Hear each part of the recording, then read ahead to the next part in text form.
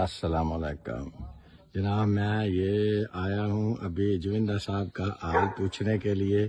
जुविंदा साहब के घर, ये अंदर जुविंदा साहब जालियों के अंदर खड़े हुए हैं। जुविंदा साहब क्या हाल है? अस्सलाम वालेकुम जी, की हाल है जनाब? खैरियत है? ठीक ठाक, अल्लाह का शुक्र है। तुसी सुनाओ, किसी चीज की जरूरत? अल्लाह पाक खुश रखे। कोई जरूरत नहीं, बार ਤੁਹਾਨੂੰ पता कि बड़ा सख्त कानून रात का आ गया।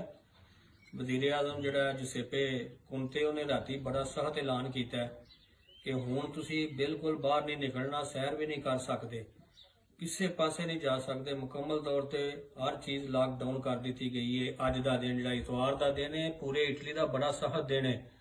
इस दिन ਦੇ ਵਿੱਚ जो कोई भी बाहर नहीं निकलेगा ਉਹਨੂੰ मतलब है कि सज़ा हो सकती है 5000 तक जुर्माना ਜਿਹੜਾ ना ਹੁਣ ਕਰਦੇ ਨੇ। मैं तो नहीं इस वास्ते बाहर निकलना नहीं बिल्कुल। और बड़ी तशवीशनाक सूरत हाल पैदा हो चुकी है इटली की। ਤੁਹਾਨੂੰ पता है कि बेरगामो वाल, लुंबरदी वाल कितनी मईतां एक एक दिन ਦੇ ਵਿੱਚ फौज ਜਿਹੜੀ ट्रकों 'ਚ ਪਾ ਕੇ ਲੈ ਕੇ जा रही है। वो सारा यही वजह बनी है कि ਜਿਹੜਾ दुनिया बाहर फिरदी रहती है, अंदर बहिंदी नहीं। ਅੱਜ ਵੀ ਲੁੰਬਰਦੀਆ ਦੀ ਤੁਹਾਨੂੰ ਮੈਂ ਸਹੀ ਰਿਪੋਰਟ ਦਿਆਂ ਕਿ ਦੁਨੀਆ ਅੱਜ ਵੀ ਨਹੀਂ ਪਿਓ ਕਹਿਣਾ ਮੰਨਦੀ, ਬਾਹਰ ਫਿਰਦੀਆਂ ਨੇ ਪਈਆਂ ਦੁਨੀਆ। ਇਹ ਹੀ ਤੇ ਪ੍ਰੋਬਲਮ ਹੈ। ਇੱਕ ਬੰਦਾ ਜਿਹੜਾ ਕਿੰਨਿਆਂ ਬੰਦਿਆਂ ਨੂੰ ਇਫੈਕਟ ਕਰਦਾ ਹੈ, ਕਿੰਨਾ मतलब है कि ਉਹ ਅੱਗੋਂ ਬਰਬਾਦੀ ਦਾ ਸਬਬ ਬਣਦਾ ਹੈ। ਇੱਕ ਬੰਦਾ ਜਿਹੜਾ ਜਦੋਂ ਬਾਹਰ ਨਿਕਲਦਾ ਤੇ ਦੂਜਿਆਂ ਨੂੰ ਵੀ ਨਾਲ ਇਫੈਕਟ ਕਰਦਾ ਹੈ। ਇਸ ਵਾਸਤੇ ਸਭ ਤੋਂ ਬਿਹਤਰ ਇਹ ਹੈ ਕਿ ਆਪਣੇ ਆਪਣੇ ਘਰਾਂ 'ਚ ਰਹੋ, ਕਾਨੂੰਨ ਦਾ ਇਹਤਰਾਮ ਕਰੋ।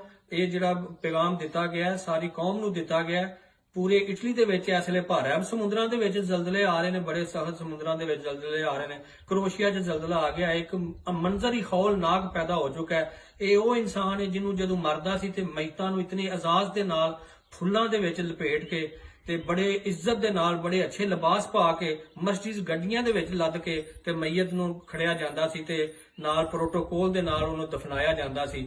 ਅੱਜ ਮਈਤ ਦਾ ਪਤਾ ਹੀ ਨਹੀਂ ਟਰੱਕਾਂ ਦੇ ਵਿੱਚ ਲੱਦ ਕੇ ਕਿੱਧਰ ਜਾ ਰਹੀ ਹੈ ਤੇ ਕਿੱਧਰ ਕੀ ਉਹਨੂੰ ਜਾ ਕੇ ਕਿੱਥੇ ਜਾ ਕੇ ਤੇ ਉਹਨੂੰ ਬਿਲੇ ਲਾ ਰਹੇ ਨੇ। जुविंदा साहब कोई हिफाजती तदबीर है? बड़ा लम्हा फिक्री है। हिफाजती तदबीर ਇਹਦੀ ਸਿਰਫ ਇਹ ਗਰਮ ਪਾਣੀ ਪੀਓ, ਹੱਥ ਧੋਵੋ, नाक साफ करो, सफाई का पूरा ख्याल रखो। और ਜਿਹੜਾ ਫੈਕਟ ਬੰਦਾ ਮਸ਼ਕੂਕ ਬੰਦਾ ਹੈ ਉਹਦੇ ਤੋਂ ਦੂਰ ਰਹੋ। और ਇਹਦਾ ਕੋਈ ਹੱਲ ਨਹੀਂ, ਕੋਈ ਇਹਦਾ मतलब है कि दुआ नहीं, कोई ਇਹਦੀ ਵੈਕਸੀਨ ਇਜਾਦ ਨਹੀਂ ਹੋਈ।